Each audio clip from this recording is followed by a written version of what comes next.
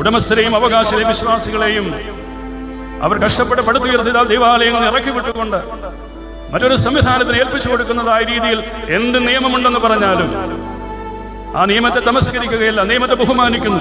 നീതി നിഷേധിക്കപ്പെടുന്നതായ വിധികൾ, നീതി നിഷേധിക്കപ്പെടുന്നതായ വിധിന്യായങ്ങൾ എപ്പോഴും ചോദ്യം ചെയ്യപ്പെടേണ്ടതായിട്ടുണ്ട്. അതുകൊണ്ടാണ് ആ വിധിയുടെ പശ്ചാത്തലത്തിൽ പള്ളി പിടിച്ചെടുക്കുവാൻ നാം വന്നപ്പോൾ ഇവിടെയുള്ള വിശ്വാസ സമൂഹം പരിശുദ്ധ അന്ത്യോക്യ സിംഹാസനം അയക്കപ്പെട്ട് ആ സിംഹാസനത്തിന് നിലകൊണ്ട പരിശുദ്ധ പിതാവിന്റെ ഖബറിടം ചെയ്യുന്ന ദേവാലയം വിട്ടുകൊടുക്കില്ല എന്ന ഉത്തമമായ ബോധ്യത്തോടുകൂടി എല്ലാവരും ഇവിടെ ഒരുമിച്ച് കൂടി അവരോടൊപ്പം ഇവിടെയുള്ള ഹൈന്ദവരും ഇവിടെയുള്ള മുസ്ലിങ്ങളും സഹോദരങ്ങളും ഒരുമിച്ച് നിന്നു എന്നുള്ളതാണ് യാഥാർത്ഥ്യം. ബഹുമാനപ്പെട്ട ഗവൺമെന്റ് ഈ കാര്യത്തിൽ ഇടപെട്ടു.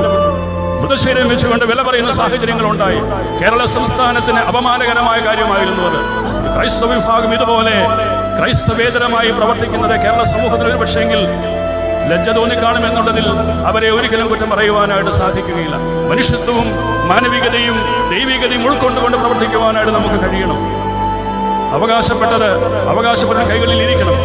നിയമത്തിന്റെ പിൻബലമുണ്ടെങ്കിൽ കൂടിയും നീതി നിഷേധിക്കപ്പെടുന്ന സമൂഹത്തിൽ ദൈവിക നീതി നടപ്പാകുന്നതിന് വേണ്ടി സഭയുടെ മേലധ്യ സ്ഥാനത്തിരിക്കുന്ന ആളുകൾ മുൻകൈയെടുത്തുകൊണ്ട് പരിഹാരമുണ്ടാക്കുകയാണ് വേണ്ടത്. പ്രിയമുള്ളവരെ, അങ്ങനെ പരിഹാരമുണ്ടാകുന്നില്ല എങ്കിൽ കോടതി വിധികളിലൂടെ ശാശ്വത പരിഹാരം അകലെയായി നിൽക്കുമ്പോൾ ജഡ്ജസിന്റെ ഇടയിലുമൊക്കെ വ്യത്യസ്ത അഭിപ്രായങ്ങളുണ്ട്. അതുകൊണ്ട് തന്നെ അങ്ങനെയുള്ള കാര്യങ്ങളിൽ സ്റ്റേറ്റ് ഗവൺമെന്റ് എടുക്കാവുന്ന ചില നടപടിക്രമങ്ങൾ പൂർത്തീകരിച്ച് വെച്ചിരിക്കുന്നു.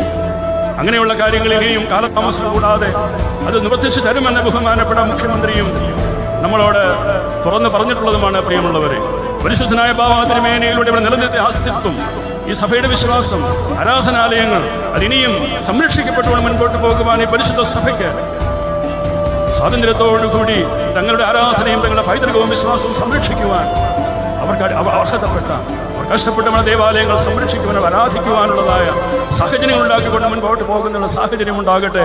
അതിന് ആവശ്യമായ ക്രമീകരണങ്ങൾ ചെയ്ത് ശാശ്വതമായ പരിഹാരം, ശാശ്വതമായ സമാധാനം ഈ രണ്ട് വിഭാഗങ്ങളായി ഒരു സഭയിൽ നിലനിൽക്കുന്നതിന് വേണ്ടിയിട്ട് നമുക്ക് എല്ലാവർക്കും പരിശുദ്ധനായ ബാവായുടെ മധ്യസ്ഥൽ അഭയപ്പെട്ടുകൊണ്ട് പ്രാർത്ഥിക്കാം. അത്ഭുതകരമായ നിലയിൽ പരിശുദ്ധനായ ബാവായുടെ ഇടപെടൽ ഉണ്ടാകുമെന്ന് ഞാൻ വിശ്വസിക്കുന്നു.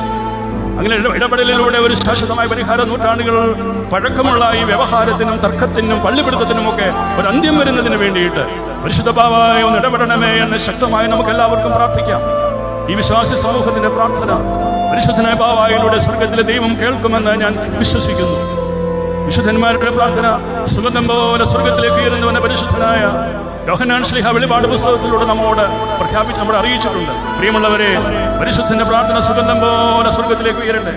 ആ പരിശുദ്ധ പിതാവ് സംരക്ഷിച്ച പരിശുദ്ധ യാക്കോബായ സുറിയാനി ഓർത്തഡോക്സ് സഭയെ സംരക്ഷിക്കുന്നതിന്, ആ വിശ്വാസ ഇടവകൾ സംരക്ഷിക്കുന്നതിന്, ഈ പാവപ്പെട്ട ജനങ്ങളുടെ കണ്ണുനീരിൽ കുതിർന്ന പ്രാർത്ഥന കേട്ട സ്വർഗത്തിലെ ദൈവം പരിശുദ്ധന്റെ മധ്യസ്ഥതയിലൂടെ ഈ സഭയിൽ ഒരു ശാശ്വത സമാധാനം ഉണ്ടാക്കി തരുവാൻ ഉത്തരവാദപ്പെട്ട ആളുകൾക്ക് സമയബന്ധിതമായി, സംയോജിതമായി, നീതിയുക്തമായി, ആർക്കും ഒരു കേടുകൂടാതെ, ആർക്കും ഒന്നും നഷ്ടപ്പെടുത്താതെ അതിന് പരിഹരിക്കുവാൻ സാധിക്കുമല്ലോ. അപ്രകാരം പരിഹരിക്കട്ടെ. സമാധാനത്തോടുകൂടി, സ്നേഹത്തോടുകൂടി, പരസ്പര വിശ്വാസത്തോടുകൂടി, പരസ്പര ആദരവോടുകൂടി നമുക്ക് ഈ ദേശത്ത്, ഈ കേരളത്തിൽ നമുക്ക് സഹവസിക്കുവാൻ സാധിക്കും. പീസ്ഫുൾ കോഎക്സിസ്റ്റൻസ് അതിലേക്ക് വരുവാൻ സാധിക്കട്ടെ. ആ നിലയ്ക്ക് കാര്യങ്ങൾ ചെയ്തു തീർക്കുവാൻ ബഹുമാനപ്പെട്ട ഗവൺമെന്റിനും കഴിയട്ടെ എന്ന് നമുക്കും പ്രാർത്ഥിക്കാം. പ്രിയമുള്ളവരെ,